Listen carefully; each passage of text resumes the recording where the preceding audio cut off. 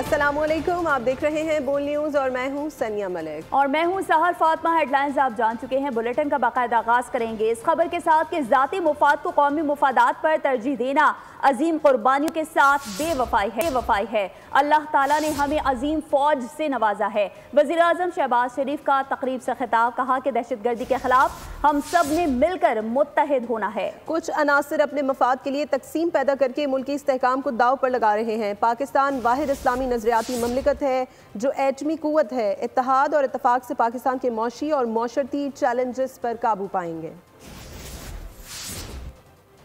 अगर ये फैसला कर लें कि हमने पाकिस्तान के वसीतर मफाद की खातर अपनी तमाम ज़ाती ख्वाहिशात अना को हम पाकिस्तान के ताबे कर देंगे, इंतहाई बहादुर फौज के अलावा कि इस जौहरी ताकत से दुश्मन अगर हमारी तरफ मैली आंख से देखने की जरूरत करे तो ये कौम उस आंख को ढूंढ देगी। दुनिया की वाहिद इस्लामी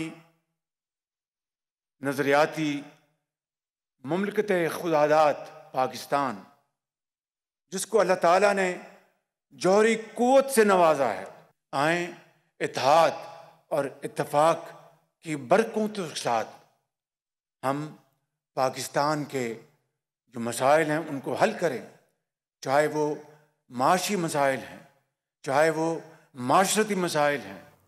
दहशतगर्दों को रमज़ान के तकद्दुस का भी ख्याल नहीं। ये जंग पाकिस्तान की जंग है, दहशतगर्दों का कला कमा करेंगे। तलाल चौधरी का बयान कहते हैं खैबर पख्तूनख्वा में CTD का इदारा कहाँ है, उसकी कारकर्दगी क्या है। KP में CTD को न बजट फराहम किया जा रहा है, ना ही तरबियत दी जाती है। अली अमीन गंडापुर अपना फ़र्ज़ निभाने के बजाय रोज़ाना बहाने बनाते हैं। सेहत, तालीम, अमन व अमान और गवर्नेंस सूबाई हुकूमत की अव्वलीन जिम्मेदारी है।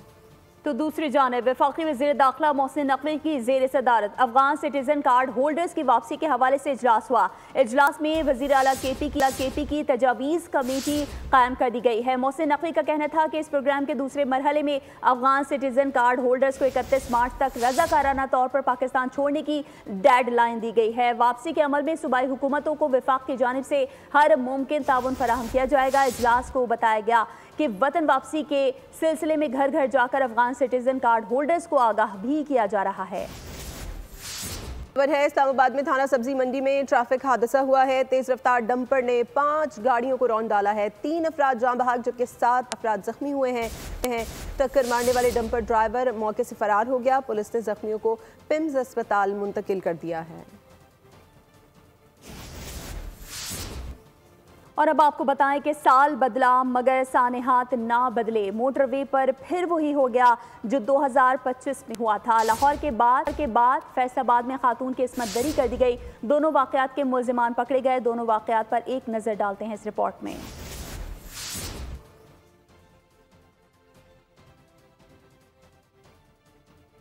डाकुओं से तंग शहरी खुद ही डकैतों के खिलाफ मैदान में आ गए। शाह लतीफ टाउन में शहरियों ने डाकुओं को धर लिया, जिसकी दुर्गत बना डाली। एक डाकू फरार हो गया। पकड़ा जाने वाला डाकू मुअत्तल पुलिस एहलकार बताया जाता है। 9 सितंबर 2020 को लाहौर मोटरवे पर मुलजिम आबिद मलही और शफकत ने सना नामी खातून के साथ लूटमार की, फिर बच्चों के सामने ज्यादती का निशाना भी बनाया। ये वाकया उस वक्त पेश आया था जब खातून गाड़ी का पेट्रोल खत्म होने के बाद किसी इमदाद का इंतजार कर रही थी। लुटेरों ने मौके गनीमत जानकर दरिंदगी दिखा दी। वाक़े पर पूरे पाकिस्तान में कोहराम बपा हुआ। आखिरकार मुल्जिमान की गिरफ्तारी अमल में आई। और आगे बढ़ते हुए आपको बताएं कि ईद उल फितर में चंद रोज बाकी रह गए हैं। तैयारियां उरूज पर पहुंच गई। मुल्क भर की मार्केट्स और शॉपिंग सेंटर्स में रश लग गया। खवातीन, मर्द और बच्चों ने शॉपिंग तेज कर दी है। किसी को मैचिंग चूड़ियों की तलाश है तो कोई सैंडल्स और जूते ढूंढने निकल पड़ा।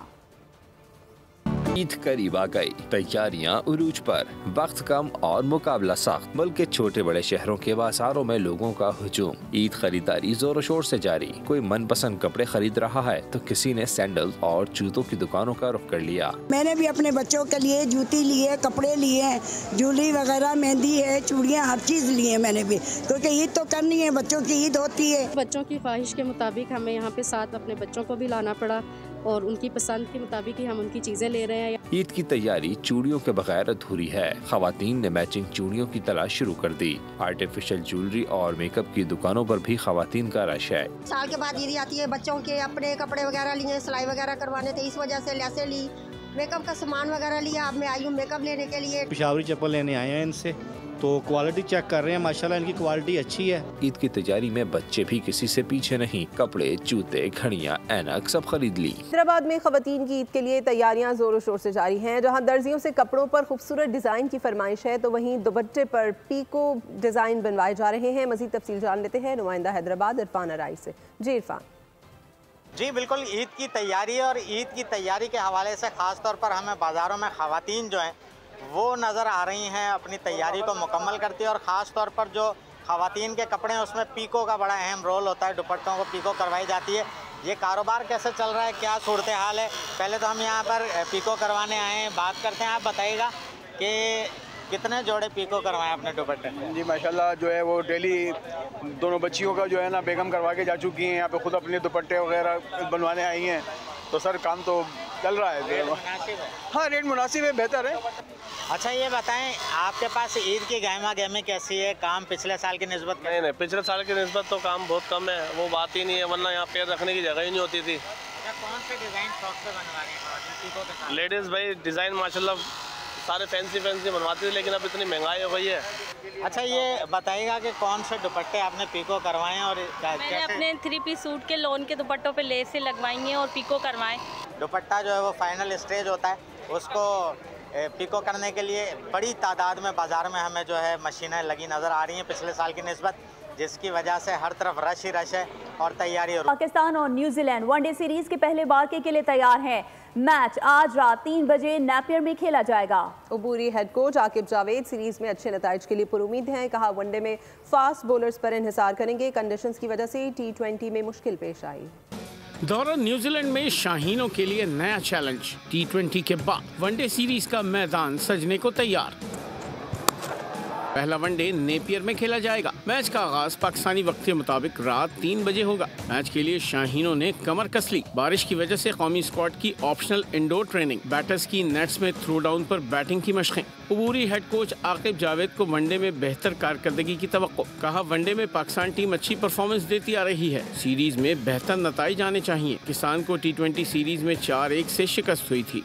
और अब खबर यह है कि म्यांमार और थाईलैंड में ज़लज़ला, इमारतें लरज़ गईं, दीवारों में दरारें पड़ गईं, लोग इमारतों से बाहर निकल आए। ज़लज़ले की जद में आकर कई अफराद हलाक हुए। बैंकॉक में ज़ेर तामीर इमारत गिरने से 43 मजदूर मलबे तले दब गए। म्यांमार और थाईलैंड में 7.7 शिद्दत का ज़लज़ला। अमेरिकी जियोलॉजिकल सर्वे के मुताबिक ज़लज़ले का मरकज म्यांमार के शहर सगाइंग से 16 किलोमीटर शुमाल मगरिब में और 10 किलोमीटर गहराई में था। ज़लज़ले के झटके चीन के कई सूबों तक महसूस किए गए। बैंकॉक और रंगून में लोग घरों और दफातर से बाहर निकल आए।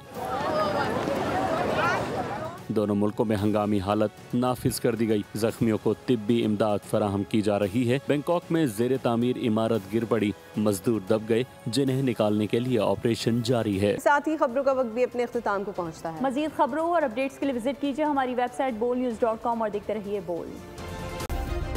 सब्सक्राइब करें और बेल दबाएं ताकि कोई खबर रह न जाए।